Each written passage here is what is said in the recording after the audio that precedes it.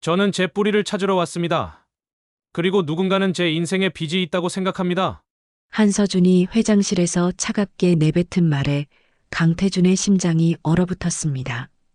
30년 동안 숨겨왔던 죄가 한 청년의 분노가 되어 자신 앞에 서 있었습니다.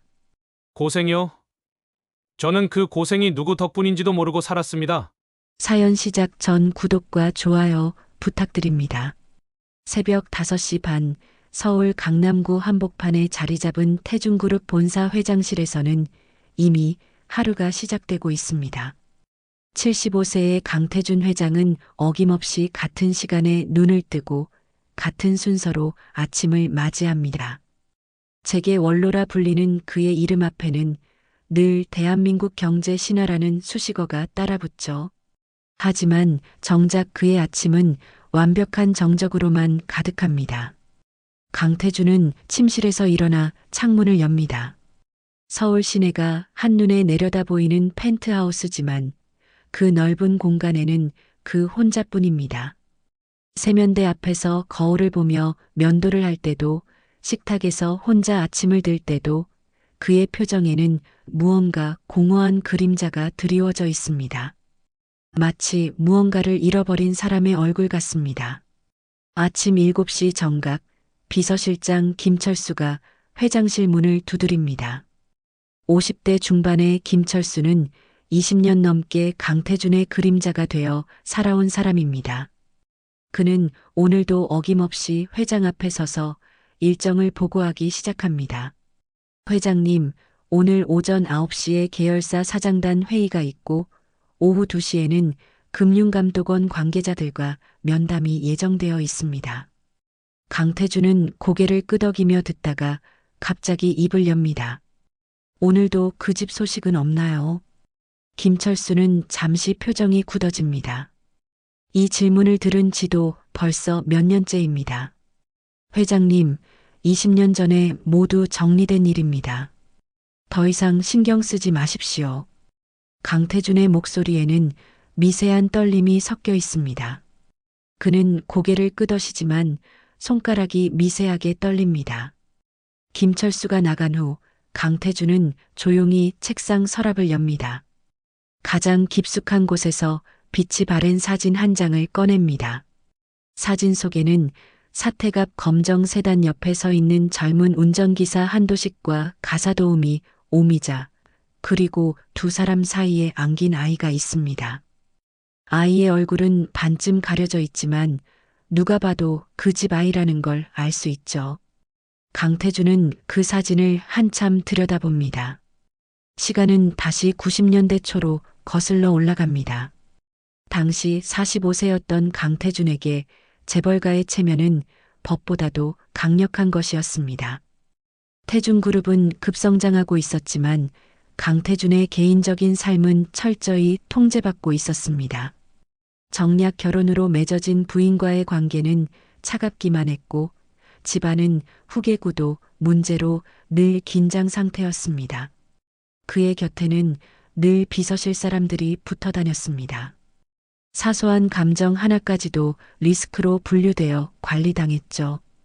강태준은 마치 금고 안에 갇힌 사람처럼 살아가고 있었습니다.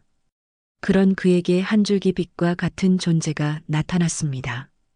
바로 기사실에서 조용히 일하던 가사도우미 오미자였죠. 30대 초반의 미자는 말수가 적었지만 강태준을 대할 때만큼은 회장님도 사람이다라는 걸 잊지 않는 유일한 사람이었습니다.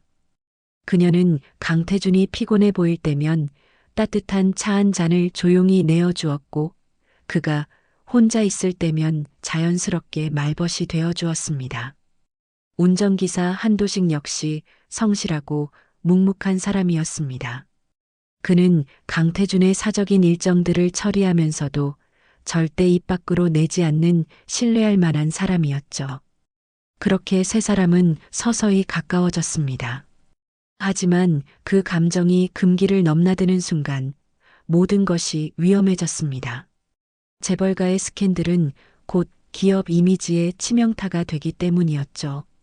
비서실은 강태준의 모든 움직임을 감시하기 시작했고 결국 피할 수 없는 일이 벌어지고 말았습니다. 현재로 돌아온 강태준 회장은 창밖을 바라보며 속으로 중얼거립니다.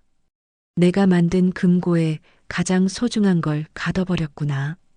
그 아이는 지금 어디서 무엇이 되어 살고 있을까요? 그때 김철수가 다시 들어와 조심스럽게 말합니다. 회장님, 병원에서 검사 결과가 나왔습니다. 기억력 저하가 조금씩 진행되고 있다고 합니다. 치료를 받으시면 진행을 늦출 수는 있지만 강태준은 단호하게 고개를 젓습니다. 그래서 더 늦으면 안 되겠군요. 정리된 일이라고 하지만 정말 정리된 건지 확인해야겠습니다. 김철수의 표정이 굳어집니다. 회장님, 그 일은 20년 동안 기다렸으니 충분합니다. 이제는 진실을 마주할 때입니다. 강태준은 마침내 결심을 굳힙니다. 20년 동안 봉인해 두었던 그 사택의 비밀을, 그 아이의 행방을 찾아내겠다고 말입니다.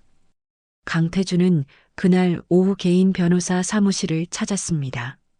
30년 지기인 변호사 박성우는 강태준의 급작스러운 방문에 놀라면서도 반갑게 맞아주었습니다. 강태준은 평소와 달리 운전기사나 비서 없이 혼자 택시를 타고 왔습니다. 태준이 갑자기 웬일이야? 비서실을 통하지 않고 직접 온 건 처음인데.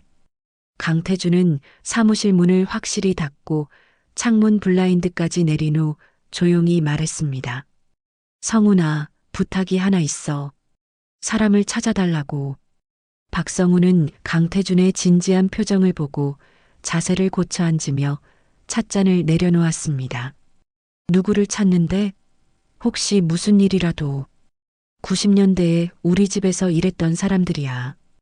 운전기사 한도식과 가사도우미 오미자. 그리고 그들이 키운 아이를 찾고 싶어? 박성훈의 얼굴이 점점 굳어졌습니다.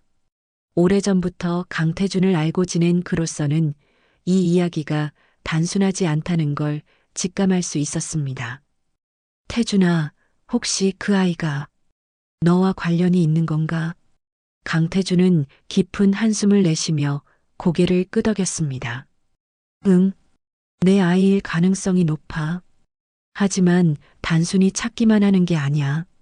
이제 나이도 많고 기억력도 예전 같지 않아서 진실을 정리하고 싶어. 단 비서실은 절대 모르게 해야 해. 박성우는 잠시 침묵했습니다. 재벌가에 숨겨진 자식 문제는 언제나 복잡하고 위험한 일이었기 때문입니다. 알겠어. 조심스럽게 알아볼게. 하지만 시간이 좀 걸릴 수도 있어. 그러나 강태준이 모르는 사이 비서실은 이미 그의 모든 동선을 파악하고 있었습니다.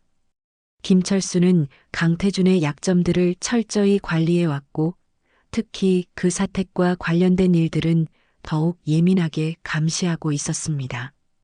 왜냐하면 그 비밀은 곧 회사 상속 문제와 직결되어 있었기 때문입니다. 만약 숨겨진 자식이 공개된다면 상속 구도가 완전히 바뀔 수 있었거든요. 그날 저녁 강태준이 펜트하우스로 돌아와 혼자 저녁 식사를 하고 있을 때였습니다. 경비실에서 내선 전화가 걸려왔습니다. 회장님, 방금 택배 기사가 회장님께 드릴 봉투를 맡기고 갔습니다. 발신인은 밝히지 않았다고 하는데 올려드릴까요? 강태준은 의아해하며 봉투를 받아달라고 했습니다. 경비원이 가져온 낡은 봉투를 보는 순간 불길한 예감이 들었습니다. 봉투에는 주소나 이름이 전혀 적혀 있지 않았습니다. 강태준은 조심스럽게 봉투를 열어보았습니다. 안에는 누렇게 바랜 산부인과 출생기록 사본과 컴퓨터로 인쇄된 메모 한 장이 들어 있었습니다. 메모에는 이런 글이 적혀 있었습니다.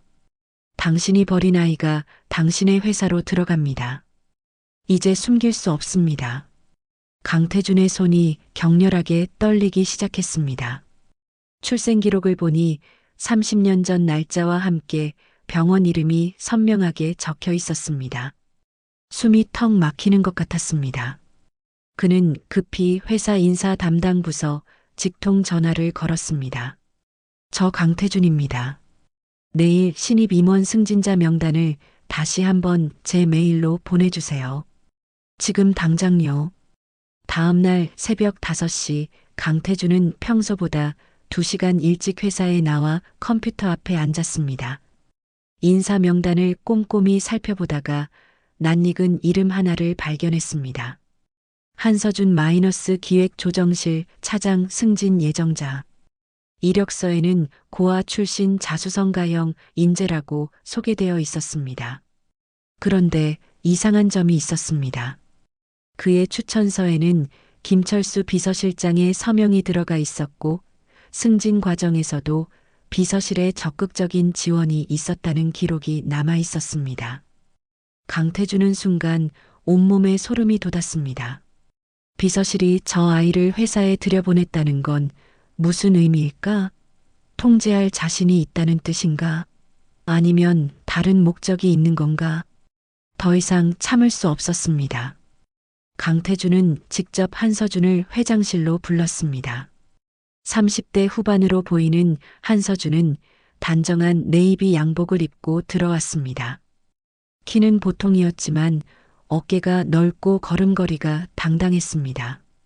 그런데 그의 눈빛은 어딘가 비어 있으면서도 차갑고 단단해 보였습니다. 앉으세요. 강태준은 떨리는 마음을 억누르며 한서준을 자세히 관찰했습니다. 이상하게 낯익은 느낌이 들었습니다. 특히 눈매와 코의 생김새가 묘하게 익숙했습니다. 차장님, 개인적인 질문인데 부모님은 어떤 일을 하셨나요? 한서준은 잠시 침묵하며 강태준을 응시하다가 담담하게 대답했습니다. 운전기사셨고 어머니는 가사도우미였습니다. 둘 다 돌아가셨습니다. 그래. 어려서 고생이 많았겠군요. 그러자 한서준이 입꼬리를 살짝 올리며 냉소적으로 웃었습니다. 그 웃음에는 서늘하고 날카로운 무언가가 담겨 있었습니다. 고생이요? 저는 그 고생이 누구 덕분인지도 모르고 살았습니다. 양부모님께서 절대 말씀해 주지 않으셨거든요. 하지만 이제는 알고 있습니다. 강태준의 가슴이 철렁 내려앉았습니다. 한서준은 천천히 자리에서 일어나며 회장을 똑바로 바라보았습니다. 그 시선에는 오랫동안 쌓인 분노와 원망이 숨어 있었습니다. 회장님, 저는 제 뿌리를 찾으러 왔습니다. 그리고 누군가는 제 인생에 빚이 있다고 생각합니다. 30년이 넘는 빚말입니다. 그 말을 남기고 한서준은 인사도 없이 회장실을 나갔습니다. 강태준은 그 말에 온몸이 얼어붙는 것 같았습니다. 아이가 자신을 찾아온 것이 아니라 복수를 하러 온 것일지도 모른다는 생각이 머릿속을 맴돌았습니다. 한서준과의 만남 이후 강태준은 밤잠을 이룰 수 없었습니다. 그는 과거 사택 사람들을 몰래 찾기 시작했습니다. 하지만 한도식과 오미자 부부는 마치 세상에서 증발한 것처럼 흔적조차 찾기 어려웠습니다.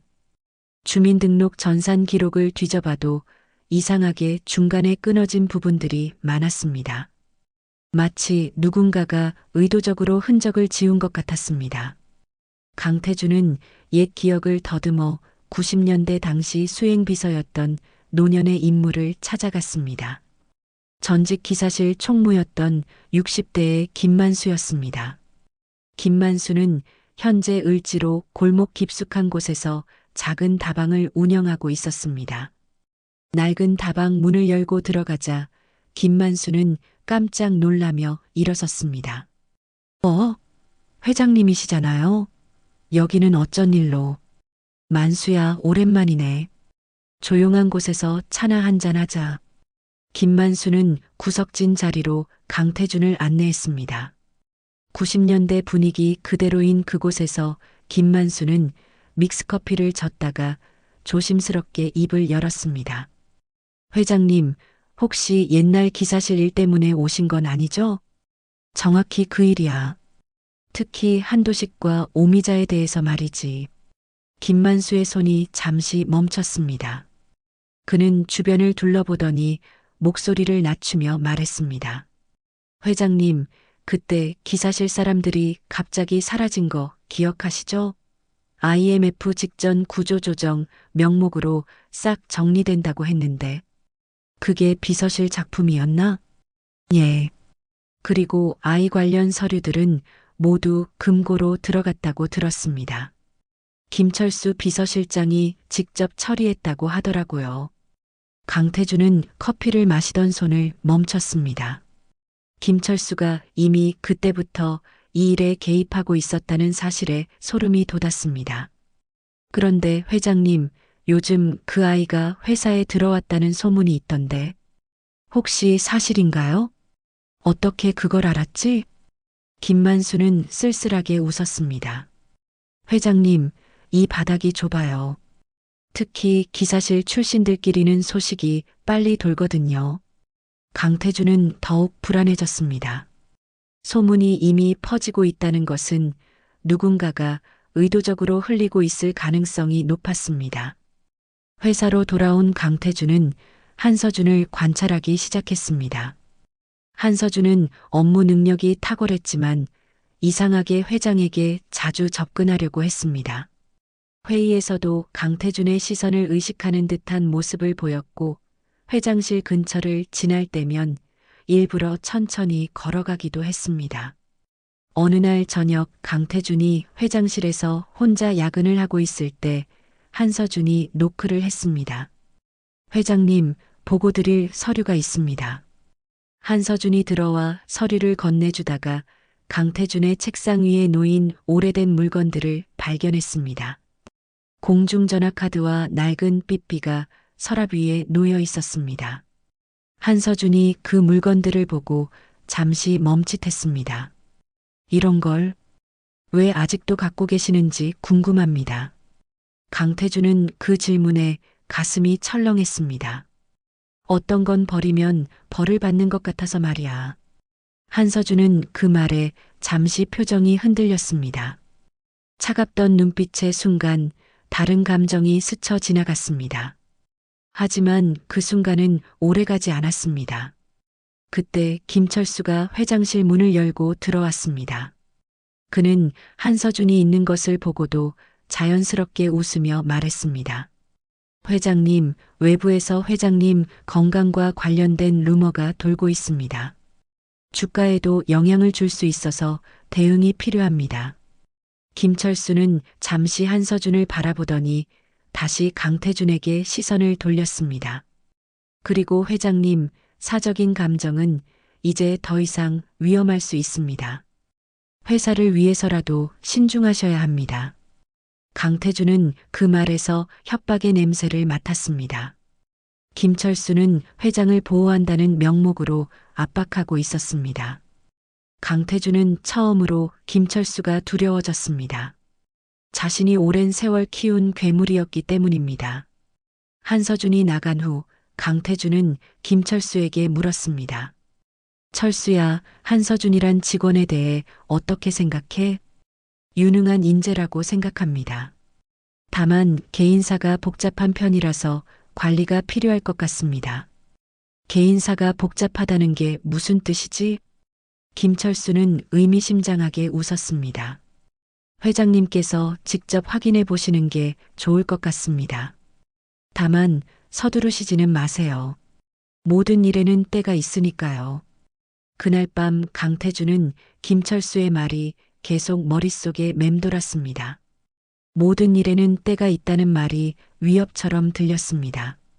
김철수가 이 모든 상황을 통제하려 한다는 것을 직감했습니다. 다음 날 강태준은 더욱 조심스럽게 행동하기 시작했습니다.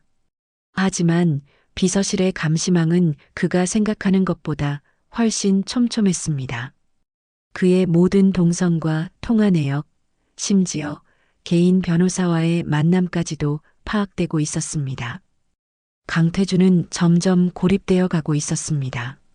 한편으로는 아들을 찾았다는 기쁨이 있었지만 다른 한편으로는 그 아들이 복수를 위해 온 것이라는 두려움이 컸습니다. 그리고 무엇보다 김철수라는 거대한 그림자가 자신을 둘러싸고 있다는 사실이 가장 무서웠습니다. 30년 전 자신의 선택이 이렇게 큰 파장을 일으킬 줄은 꿈에도 생각하지 못했습니다. 강태준은 김철수의 감시망을 피해 비밀리에 한서준의 양부모를 찾기 시작했습니다. 개인 변호사 박성훈을 통해 오래된 주민등록 등본의 변동 기록을 추적했고 90년대 사택 주변에서 일했던 사람들을 하나씩 찾아다녔습니다. 마침내 한 가지 단서를 얻었습니다.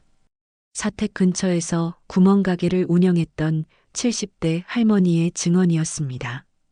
아이고, 그 집 기사 아저씨랑 아줌마. 애 업고 뛰어다니던 거 아직도 눈에 선해요. 그때 그 아이가 얼마나 예뻤는데. 그런데 어느 날 갑자기 그 집이 짐을 싸더니 새벽에 사라졌지. 참 이상했어요. 할머니는 계속해서 말했습니다. 그 기사 아저씨가 마지막에 제게 인사를 하러 왔는데 눈물을 글썽이면서 할머니, 혹시 나중에 누가 저희를 찾으면 모른다고 하세요라고 하더라고요. 그때는 무슨 뜻인지 몰랐는데 강태준은 가슴이 미어지는 것 같았습니다. 한도식 부부가 얼마나 두려워했을지 상상할 수 있었습니다. 박성훈의 도움으로 마침내 한도식 부부의 현재 주소를 알아냈습니다. 경기도의 한적한 소도시에 있는 허름한 다세대 주택이었습니다. 강태준은 운전기사나 경호원 없이 혼자 렌터카를 빌려 그곳으로 향했습니다. 낡은 계단을 올라 문을 두드렸습니다. 한참 후에 누군가 조심스럽게 문을 열었습니다.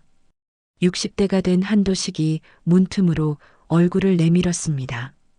그는 강태준을 보자 순간 얼굴이 하얗게 질렸습니다. 회장님? 도시가 오랜만이다. 문 뒤에서 오미자의 목소리가 들렸습니다. 누구야 여보? 미자야, 잠깐만. 한도식은 문을 조금 더 열었지만 강태준을 안으로 들이지는 않았습니다. 곧 오미자도 나타났습니다. 예전보다 많이 야위었지만 여전히 차분한 인상이었습니다. 하지만 그녀의 눈에는 죄책감과 결심이 동시에 들어 있었습니다. 강태준은 떨리는 목소리로 말했습니다. 미자야. 오미자는 단호하게 고개를 저었습니다. 회장님, 그 이름은 여기서 부르지 마세요. 저는 이제 그냥 한도식의 아내일 뿐입니다. 한도식이 한 걸음 앞으로 나서며 말했습니다. 회장님, 너무 늦었습니다. 이미 아이는 다 컸고 저희와는 상관없이 자신의 길을 가고 있어요. 강태준은 무릎이 꺾이는 것 같았습니다. 내가 그 아이를 이렇게 만든 거겠지. 너희들까지 이렇게 숨어 살게 만들고. 오미자가 차분하지만 단단한 목소리로 말했습니다. 아니에요. 회장님이 만든 건 비밀이고 저희가 만든 건 사람이에요. 서준이는 훌륭하게 자랐어요. 그 순간 집안에서 전화벨이 울렸습니다. 오미자가 급히 들어가서 전화를 받았습니다. 곧 한서준의 목소리가 들렸습니다. 어머니, 지금 어디 계세요? 아버지도 함께 계시죠? 집안이 정적에 휩싸였습니다. 서준아, 왜 말 못하세요? 또 무엇인가 숨기려고 하시는 건가요? 저는 이미 모든 걸 알고 있어요. 오미자는 떨리는 목소리로 대답했습니다. 서준아, 우리는 지금 해야 할 일을 하러 왔단다. 전화기 너머로 한서준의 냉소적인 웃음소리가 들렸습니다. 해야 할 일이요? 30년 동안 못한 일을 이제 와서 하시겠다는 건가요? 한도식이 전화기를 받았습니다. 서준아, 아버지다. 우리가 너를 속인 건 맞다. 하지만 아버지, 그만하세요. 저는 이미 모든 것을 알고 있다고 했잖아요. 그리고 지금 그분이 거기 계시죠? 강태준은 온몸에서 힘이 빠졌습니다. 한서준이 이미 모든 것을 눈치챘다는 사실이 드러난 것입니다. 서준아, 회장님도 거기 계시는군요. 목소리로 알겠네요. 한서준의 목소리는 차갑고 날카로웠습니다. 30년 만에 만나시는 감회가 어떠신지요? 저를 버린 분과 저를 숨긴 분들이 한자리에 모이셨으니까요. 오미자가 눈물을 글썽이며 말했습니다. 서준아, 우리가 널 사랑해서 한 일이야. 내가 상처받을까봐. 사랑이요? 진실을 숨기는 게 사랑인가요? 제가 누구인지도 모르고 살게 만드는 게 사랑이에요? 전화가 끊어졌습니다. 세 사람은 한동안 아무 말도 할 수 없었습니다. 강태준이 먼저 입을 열었습니다. 미자야, 도시가 정말 미안해. 내 잘못으로 너희들까지 이렇게 고생시켰구나. 한도식이 고개를 저었습니다. 회장님, 이제 와서 미안하다고 해서 바뀌는 건 없어요. 중요한 건 앞으로 어떻게 할 것인가입니다. 오미자가 강태준을 바라보며 말했습니다. 회장님, 서준이가 회사에 들어간 건 우연이 아닐 거예요. 분명히 누군가가 뒤에서 조종하고 있어요. 비서실 말이지? 아마도요. 서준이는 지금 이용당하고 있을 가능성이 높아요. 그 아이의 분노를 이용해서 회장님을 궁지에 몰아넣으려는 거겠죠. 강태준은 모든 퍼즐이 맞춰지는 것 같았습니다. 김철수가 한서준을 회사에 들여보낸 이유, 그리고 지금까지의 모든 상황들이 계획된 것이라는 사실을 깨달았습니다. 그럼 우리는 어떻게 해야 하지? 한도식이 단단한 목소리로 말했습니다. 진실을 말해야죠. 더 이상 숨길 수도 없고 숨겨서도 안 됩니다. 서준이는 진실을 알 권리가 있어요. 오미자도 고개를 끄덕였습니다. 하지만 조심해야 해요. 비서실에서는 분명히 이 상황을 자신들에게 유리하게 이용하려 할 테니까요. 강태준은 마침내 결심을 굳혔습니다. 더 이상 도망치지 않기로 했습니다. 비서실의 계략이든 아들의 복수든 모든 것을 받아들이고 진실과 마주할 때가 온 것입니다. 한도식 부부와의 만남을 마치고 돌아온 강태준을 기다리고 있는 것은 더 큰 위기였습니다. 김철수는 회장의 건강 루머를 적극적으로 활용하기 시작했습니다. 며칠 후 긴급 이사회 소집 공고가 내려졌습니다. 회장님의 건강 상태를 고려하여 경영 안정화 방안을 논의하겠습니다. 김철수의 발표문에는 그럴듯한 명분이 담겨 있었지만 강태준은 이것이 자신을 축출하기 위한 수순이라는 것을 알고 있었습니다. 동시에 언론에는 더욱 자극적인 소식이 흘러나오기 시작했습니다.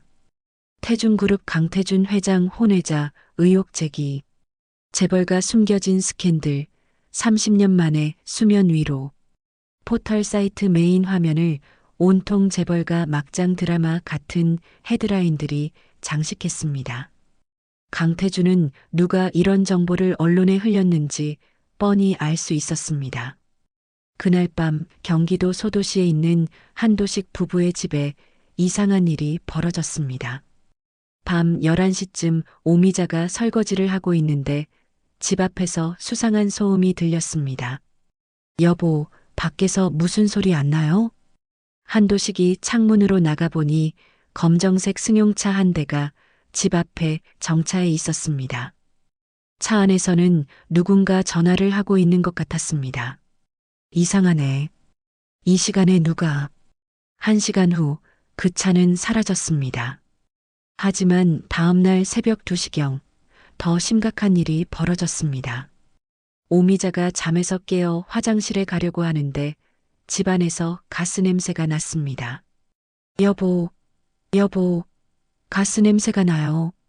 한도식이 깜짝 놀라 일어났습니다. 부엌으로 달려가 보니 가스레인지 밸브가 열려 있었고 집안 곳곳에서 가스 냄새가 진동했습니다. 이상해, 분명히 잠들기 전에 확인했는데 그때 오미자가 서재에서 비명을 질렀습니다. 여보, 서류가 없어졌어요. 서준이 출생 관련 서류들이 다 없어졌어요. 한도식이 급히 달려가 보니 서재가 난장판이 되어 있었습니다. 서랍은 모두 열려 있었고 중요한 서류들이 사라져 있었습니다.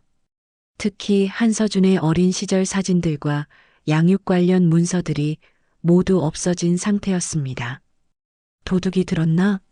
하지만 다른 건 그대로인데. 그때 갑자기 집 한쪽에서 불이 붙기 시작했습니다. 가스에 불이 붙은 것입니다. 오미자가 다시 비명을 질렀습니다. 불이야, 불. 여보, 빨리 나가요. 미자야, 너 먼저 나가. 나는 남은 서류부터. 서류가 아니라 사람이 먼저라니까요. 화염이 순식간에 집 안으로 번지기 시작했습니다. 한도식은 오미자를 밖으로 밀어내고는 다시 집 안으로 들어갔습니다. 아직 서재에 남아있는 서준 관련 자료들을 구하려고 했습니다. 도식 씨, 나오라고. 당신까지 다치면 어떡해. 한도식이 연기가 가득한 집안에서 외쳤습니다. 서준이한테 꼭 말해줘. 넌 죄가 없다고. 우리 아들도 죄가 없다고. 소방차가 도착했을 때는 이미 집의 절반이 불에 탔습니다. 한도식은 화상을 입은 채 의식을 잃고 병원으로 실려갔습니다. 오미자는 병원 응급실 앞에서 무너져 내렸습니다. 이 소식은 곧바로 강태준에게 전해졌습니다. 새벽 4시에 박성훈 변호사로부터 급한 전화가 왔습니다. 태준아, 큰일 났어. 한도식 씨 부부 집에 화재가 났다고 해. 강태준은 그 말을 듣자마자 병원으로 달려갔습니다. 중환자실 앞에서 오미자는 한도식의 손을 잡고 울고 있었습니다. 회장님, 강태준은 오미자 앞에 무릎을 꿇었습니다. 미자야, 정말 미안해. 내 죄가 저 사람 몸에 불이 되어 붙었구나. 오미자는 눈물을 닦으며 말했습니다. 회장님, 이건 사고가 아니에요. 누군가 의도적으로. 그때 병원 복도 끝에서 한서준이 나타났습니다. 그는 뛰어온 듯 숨이 가빠 보였습니다. 하지만 강태준을 보자 표정이 싸늘하게 변했습니다. 역시 여기 계시는군요. 강태준은 일어서서 한서준을 바라봤습니다.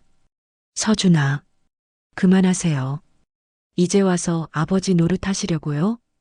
한서준의 목소리는 분노로 떨리고 있었습니다. 제 양부모님이 이렇게 된 것도 결국 회장님 때문 아닌가요? 30년 전에 버려놓고 지금 와서 찾겠다고 하니까 이런 일이 생긴 거잖아요. 그런데 그 순간 더 큰 사건이 터졌습니다. 한서준이 언론 앞에서 기자회견을 열어버린 것입니다. 다음 날 오전 한서준은 태중그룹 본사 앞에서 기자들 앞에 섰습니다. 저는 태중그룹 기획조정실 한서준입니다. 저는 강태준 회장님의 혼외자일 가능성이 있습니다. 기자들이 술렁였습니다. 저는 진실을 원합니다. 그리고 어젯밤 제 양부모님의 집에 화재가 발생했는데 이것이 단순한 사고가 아니라고 생각합니다. 누군가가 진실을 불태우려 했습니다. 한서준의 말 한마디 한마디가 폭탄이었습니다. 저는 DNA 검사를 통해 친부를 확인받기를 원하며 만약 이것이 사실로 드러난다면 그에 따른 모든 책임을 요구할 것입니다. 그 기자회견 영상은 실시간으로 퍼져나갔습니다. 태중그룹 주가는 폭락했고 임직원들은 혼란에 빠졌습니다. 강태준은 이사회에서 사실상 축출 위기에 몰렸습니다. 김철수는 이 상황을 보며 만족스럽게 웃었습니다. 모든 것이 그의 계획대로 흘러가고 있었습니다. 강태준은 이제 진퇴양난에 빠진 상태였습니다. 강태준은 병원 복도에 주저앉아 머리를 감쌌습니다. 30년 전 자신의 선택이 이렇게 많은 사람들을 불행하게 만들 줄은 꿈에도 생각하지 못했습니다. 한서준의 폭탄 선언 이후 강태준은 완전히 궁지에 몰렸습니다. 언론은 연일 태중그룹의 스캔들을 다뤘고 이사회에서는 강태준의 사임을 요구하는 목소리가 높아졌습니다. 하지만 강태준에게 가장 큰 충격은 따로 있었습니다. 병원에서 의식을 회복한 한도식이 강태준을 보자마자 고개를 돌린 것입니다. 평생 강태준을 존경해왔던 한도식의 그런 반응은 강태준의 마음을 산산조각 냈습니다. 도식아, 정말 미안하다. 강태준이 병상 옆에 무릎을 꿇었지만 한도식은 여전히 고개를 돌린 채였습니다. 회장님, 미안하다는 말로 끝낼 거면 애를 왜 만드셨습니까? 한도식의 목소리에는 30년간 쌓인 원망이 담겨 있었습니다. 저희가 서준이를 키우면서 얼마나 조심했는지 아세요? 그 아이가 자신의 출생에 대해 의문을 가질 때마다 저희는 거짓말을 해야 했습니다. 그게 얼마나 괴로웠는지. 강태준은 울음을 삼키며 대답했습니다. 나는 그때 내 감정 하나도 책임질 줄 몰랐어. 체면이 전부인 줄 알았고, 내 집안이, 내 회사가 먼저인 줄 알았다. 오미자가 조용히 끼어들었습니다. 회장님, 이제라도 사람부터 보세요. 회장님의 지위나 체면이 아니라 서준이라는 사람을 먼저 생각해 보세요. 그때 병실 문이 열리며 한서준이 들어왔습니다. 그는 기자회견 이후 며칠 동안 모습을 보이지 않았었는데 이번에는 전보다 훨씬 지쳐 보였습니다. 아버지, 어머니, 괜찮으세요? 한서준은 강태준을 완전히 무시한 채 양부모에게만 말을 걸었습니다. 오미자는 한서준을 바라보며 용기를 냈습니다. 더 이상 숨길 수 없다는 것을 깨달았습니다. 서준아, 엄마가 내게 할 말이 있다. 어머니, 이미 다 알고 있다고 했잖아요. 아니야. 넌 사실만 알고 있을 뿐이야. 마음은 모르고 있어. 오미자는 깊은 숨을 내쉬며 말을 이어갔습니다. 엄마가 너를 왜 숨겼는지 아니? 한서준의 표정이 조금 흔들렸습니다. 왜요? 왜 나를 숨겼어요? 오미자는 눈물을 글썽이며 대답했습니다. 내가 세상에 죄로 찍힐까봐. 엄마가 겁이 났단다. 내가 혼외자라는 꼬리표를 달고 살까봐. 사람들이 너를 손가락질할까봐. 그 순간 한서준이 처음으로 울음을 터뜨렸습니다. 30년간 쌓인 분노와 서러움이 한꺼번에 쏟아져 나왔습니다. 난 그냥 아버지가 누군지 알고 싶었을 뿐인데 왜 다들 날 이용해요? 회장님도 비서실도 심지어 언론까지도. 강태준이 조심스럽게 입을 열었습니다. 서준아, 내가 회사에 들어온 것도 비서실의 계획이었다는 걸 알고 있니? 한서준이 눈물을 닦으며 강태준을 바라봤습니다. 무슨 뜻이에요? 김철수가 너를 찾아내서 회사에 들여보냈어. 나를 궁지에 몰아넣기 위해서 말이야. 한서준의 얼굴이 점점 굳어졌습니다. 그럼 제가 지금까지 한 일들도 응, 모두 누군가의 각본대로였을 가능성이 높아. 한서준은 주저앉았습니다. 자신이 복수의 주체라고 생각했는데 실제로는 누군가의 손에서 놀아나고 있었던 것입니다. 한도식이 힘겹게 몸을 일으키며 말했습니다. 서준아, 아버지가 마지막으로 할 말이 있다. 아버지, 넌 누구의 죄로 태어난 게 아니다. 넌 우리가 선택해서 키운 아들이다. 한도식은 계속해서 말했습니다. 회장님이 너를 버린 게 아니야. 그 시절엔 어쩔 수 없는 상황이었어. 그리고 우리도 너를 숨긴 게 아니라 보호한 거였다. 강태준이 떨리는 목소리로 덧붙였습니다. 서준아, 나는 내가 태어났다는 소식조차 제대로 듣지 못했어. 비서실에서 모든 걸 차단했거든. 만약 알았다면 어쩌실 건데요? 강태준은 잠시 망설이다가 솔직하게 대답했습니다. 모르겠다. 그때의 나라면 아마 비겁하게 도망쳤을지도 몰라. 그 정직한 대답에 한서준은 오히려 마음이 열렸습니다. 적어도 솔직하시네요. 오미자가 한서준의 손을 잡았습니다. 서준아, 이제 어떻게 할 거니? 계속 분노에 사로잡혀 살 거니? 아니면 뭐요? 용서하고 새로 시작할 거니? 한서준은 오랫동안 침묵했습니다. 그리고 천천히 입을 열었습니다. 용서는 쉽지 않을 것 같아요. 하지만 더 이상 누군가에게 이용당하고 싶지는 않아요. 강태준이 조심스럽게 말했습니다. 그럼 이제부터는 진실만 말하자. 서로에게 솔직하게. 좋아요. 하지만 하나만 약속해 주세요. 뭔데? 더 이상 저를 숨기지 마세요. 제가 회장님의 아들이든 아니든 진실은 밝혀져야 해요. 강태준은 고개를 끄덕였습니다.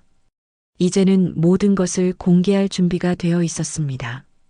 그때 병실 밖에서 소란스러운 소리가 들렸습니다. 김철수가 보안팀을 대동하고 나타난 것입니다. 회장님, 이사회에서 긴급 소집 명령이 내려왔습니다. 지금 당장 가셔야 합니다. 강태준은 일어서며 한서준을 바라봤습니다. 서준아, 아빠가 마지막으로 할 일이 남았다. 뭘 하실 건데요? 진실을 세상에 알리는 거야. 그리고 너를 이용하려던 사람들과 맞서는 거지. 한서준이 처음으로 강태준을 아빠라는 호칭으로 불렀다는 사실을 깨달은 강태준은 새로운 용기를 얻었습니다. 이제 마지막 승부를 벌일 때였습니다. 이사회 당일 태중그룹 본사 대회의실은 전쟁터 같은 분위기였습니다.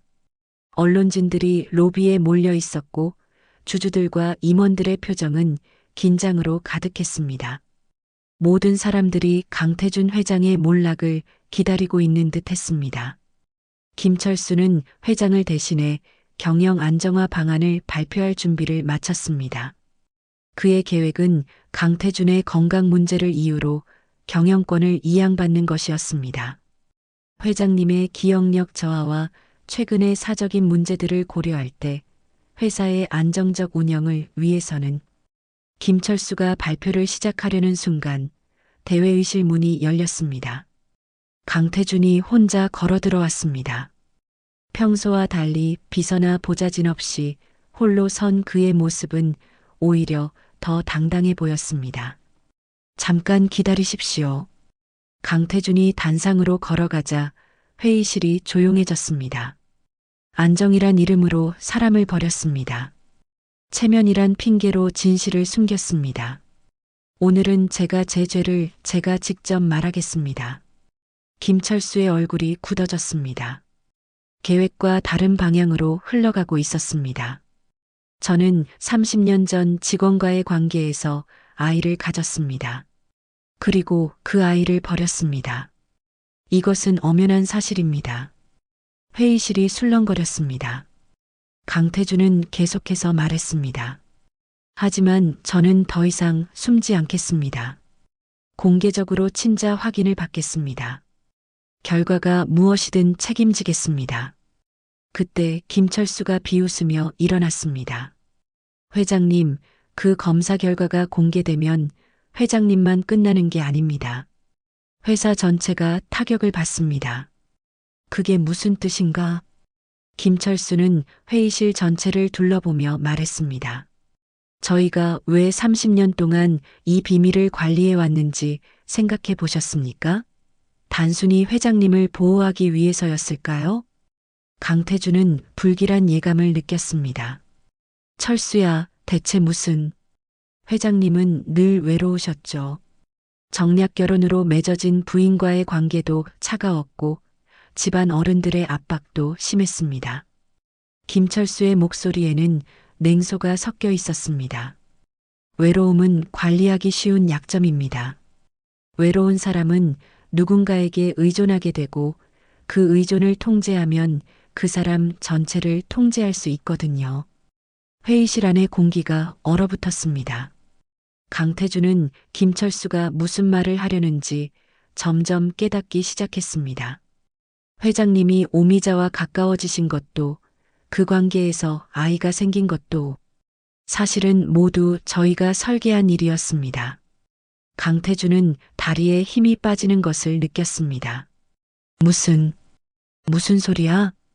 오미자를 기사실에 배치한 것도 저였고 회장님이 그녀와 자연스럽게 만날 수 있도록 환경을 조성한 것도 저였습니다. 김철수는 계속해서 충격적인 진실을 털어놓았습니다. 회장님이 흔들리면 회사도 흔들리고 그 틈을 제가 잡는 겁니다.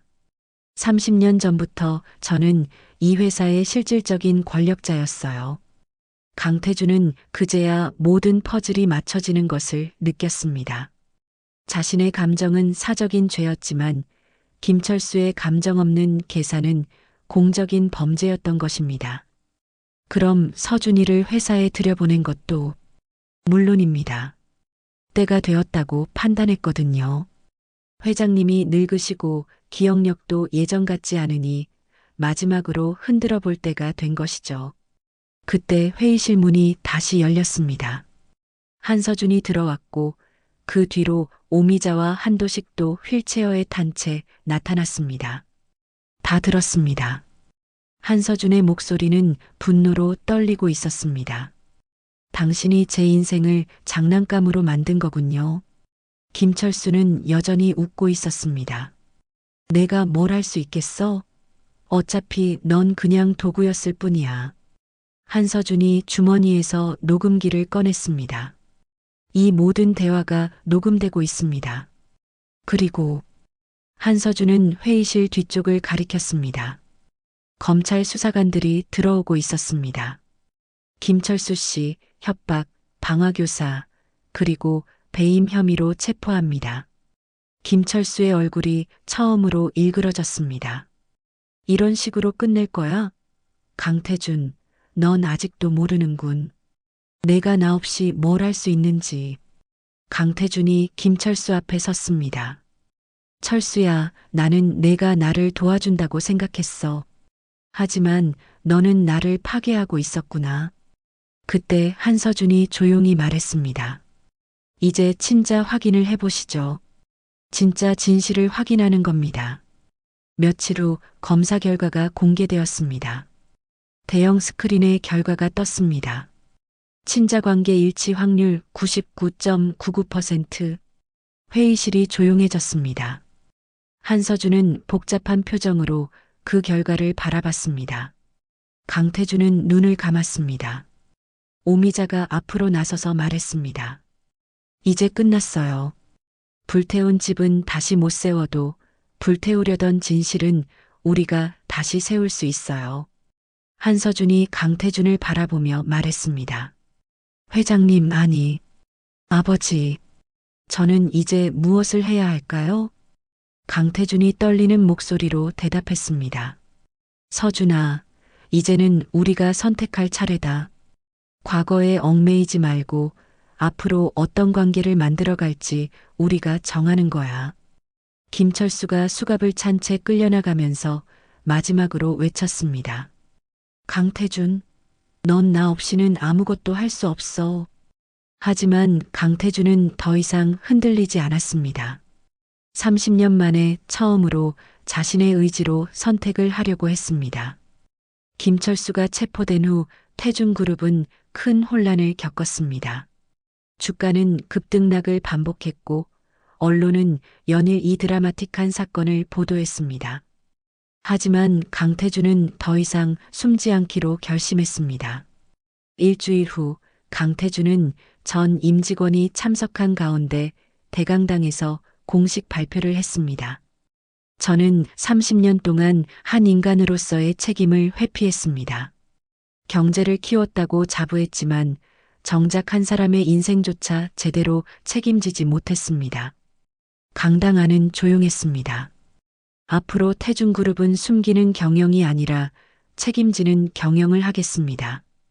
그리고 저 개인적으로도 아버지로서의 책임을 다하겠습니다. 발표가 끝난 후 강태준은 혼자 회장실에 남아 있었습니다. 그때 문을 두드리는 소리가 들렸습니다. 한서준이 들어왔습니다. 회장님, 강태준은 일어서서 한서준을 맞았습니다. 서준아, 앉아라. 두 사람은 잠시 침묵했습니다. 한서준이 먼저 입을 열었습니다.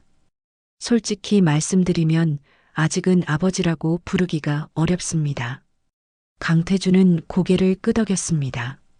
당연하지. 나도 갑자기 아버지 노릇을 할 자신이 없어. 하지만 한 가지는 확실해졌어요. 저를 정말로 키워준 분들은 한도식 아버지와 오미자 어머니라는 것. 강태준의 눈이 촉촉해졌습니다. 맞다. 그분들이 진짜 부모님이지. 한서준은 계속해서 말했습니다. 회장님을 아버지라고 부르면 그분들을 배신하는 것 같습니다. 그래서 대신 한 가지는 하겠습니다. 진실을 숨기지 않는 어른이 되는 것. 그리고 다른 사람의 인생을 함부로 조작하지 않는 사람이 되는 것. 강태준이 떨리는 목소리로 대답했습니다. 그게 내가 평생 못한 일이구나. 한서준은 자리에서 일어나며 말했습니다. 회장님, 저는 회사를 그만두려고 합니다. 왜지? 새로 시작하고 싶어요. 누군가의 아들이나 후계자가 아니라 그냥 한서준으로서 말입니다. 강태준은 그 말을 이해할 수 있었습니다. 그래, 내 선택을 존중한다. 한서준이 문을 나서려다가 돌아서서 말했습니다. 회장님, 가끔 연락드려도 될까요? 아버지와 아들로서가 아니라 그냥 두 사람의 관계로서요. 그렇게 하자. 몇 달이 지났습니다. 한도식은 완전히 회복했고 부부는 새로운 곳에서 조용한 여생을 보내고 있었습니다. 한서준은 작은 사회복지법인을 설립해 어려운 환경의 아이들을 돕는 일을 시작했습니다. 어느 가을날 강태준은 옛 사택이 있던 자리를 찾아갔습니다. 그곳에는 작은 건물이 새로 지어져 있었습니다. 간판에는 도식미자 가족지원센터라고 적혀 있었습니다. 안으로 들어가니 한서준이 아이들과 함께 놀고 있었습니다. 한서준은 강태준을 보고 반갑게 웃었습니다. 어서 오세요. 여기가 내가 만든 곳이구나. 네, 가정 해체나 복잡한 가족 관계로 힘들어하는 아이들을 돕는 곳입니다. 강태준은 주변을 둘러보았습니다. 벽에는 다양한 가족 사진들이 걸려 있었습니다. 피가 섞이지 않은 가족들, 한부모 가족들, 조손 가족들, 모두 서로 다른 모습이지만 행복해 보였습니다. 서준아, 나도 여기서 일할 수 있을까? 한서준이 놀란 표정으로 물었습니다. 정말요? 응. 나도 늦게나마 진짜 가족이 뭔지 배우고 싶어. 그날 저녁 한서준은 한도식 부부를 찾아갔습니다. 두 사람은 작은 아파트에서 평범하지만 행복한 일상을 보내고 있었습니다. 아버지, 어머니, 서준아 왔구나. 한서준은 두 사람 앞에 앉으며 말했습니다. 제가 누구의 핏줄인지는 이제 중요하지 않아요. 저는 아버지와 어머니의 아들입니다. 오미자가 눈물을 글썽이며 한서준의 손을 잡았습니다. 우리 서준이, 그리고 강태준 회장님과도 새로운 관계를 만들어 가려고 해요. 아버지와 아들이 아니라 같은 일을 하는 동료로서요. 한도식이 고개를 끄덕였습니다. 그게 맞는 것 같구나. 가족이라는 게 꼭 피로만 이어지는 건 아니니까. 몇 주 후 센터 개관식이 있었습니다. 강태준은 자신의 사재를 들여 센터를 후원하기로 했고 한서준과 함께 이곳에서 새로운 일을 시작했습니다. 개관식 날 한서준은 주머니에서 낡은 삐삐를 꺼내 들었습니다. 강태준이 옛날에 갖고 있던 그 삐삐였습니다. 이걸 왜 가지고 있어? 추억이니까요. 좋은 추억은 아니지만 제가 어떻게 여기까지 왔는지를 기억하게 해주는 물건이에요. 강태준이 웃으며 말했습니다. 나도 하나 간직하고 싶은 게 있어. 뭔데요? 오늘 우리 사진. 아버지와 아들로서가 아니라 같은 꿈을 가진 사람들로서 찍은 사진 말이야. 그날 저녁 강태준은 혼자 회장실에 앉아 일기를 썼습니다. 오늘 깨달았다. 나는 강태준이라는 이름으로 회장이라는 지위로만 살아왔구나. 하지만 이제는 한 사람의 인간으로 살고 싶다. 늦었지만 이제라도 사람답게 살 수 있을까? 멀리서 센터 건물의 불빛이 보였습니다. 그곳에서는 한서준이 마지막 정리를 하고 있을 것입니다. 강태준은 창문을 바라보며 혼잣말을 했습니다. 서준아, 고마워. 너 때문에 나도 진짜 어른이 되는 법을 배우고 있어. 화면은 센터 건물을 비추며 천천히 멀어집니다. 친자 확인은 끝이 아니라 새로운 관계를 선택하는 시작이었습니다. 성씨로 정해진 운명이 아니라 서로를 선택하고 만들어가는 진짜 가족의 이야기가 이제 막 시작된 것입니다. 사연 시작 전 구독과 좋아요 부탁드립니다.